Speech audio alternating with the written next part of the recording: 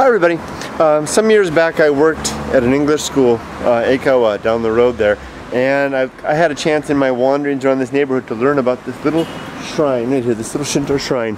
It's got a story that's interesting, and I think that it's worth telling here. I think that it's related here. If anyone wants to read that, they can stop that for a second, you can pause it, and you can read that if you're Japanese, and either confirm or refute what I'm about to say, which was told to me by a resident in this area. Apparently, here's the story. I'll show you the shrine as we go along as I tell the story. Here's the story. There was a wealthy merchant who lived in this neighborhood a long time ago. Let's take a peek inside. And the merchant had a daughter, and the daughter became very, very ill. Are those? No, they're not. I don't know just what those are. And the daughter became very ill. You can see some Buddhist items on here. Oh, those aren't. Who is that? Is that Okame-san? I don't know. Grandfather and grandmother there.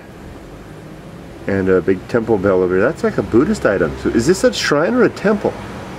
There's a lot of Buddhist elements in there. I can't quite see the altar there. That could be a Buddhist icon.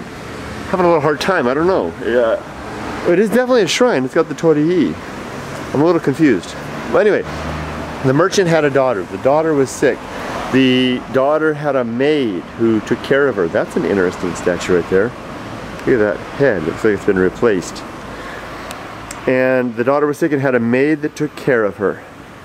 And the maid loved the daughter like her own and looked after her and was so distraught at the young girl's illness, this woman's watching me, that she swore that she would, that if the daughter, to make the daughter well, she threw herself into a nearby pond and drowned herself, basically giving her own life for the sake of the wealthy man's daughter.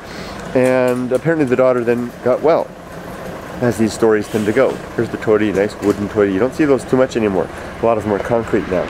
As the story goes, and in thanks for the maid's sacrifice, the rich man had this shrine built, and he had this pond created, and the pond is symbolic of the young woman's sacrifice, throwing herself into a body of water to give her own life for the sake of the young girl. And that's the story of this shrine, this small shrine with a pond, which you don't see in shrines too often.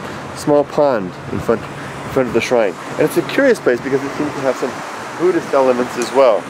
Let's pull back here and get a little photo if we can of the place with the torii and the there we go, and a little palm. So there you go, little story of a community Shinto shrine with a curious history. I hope you found that interesting. Take care everybody, thanks for joining me. Now it's time for me to ride my bike to the sea and answer some email via video. Bye bye.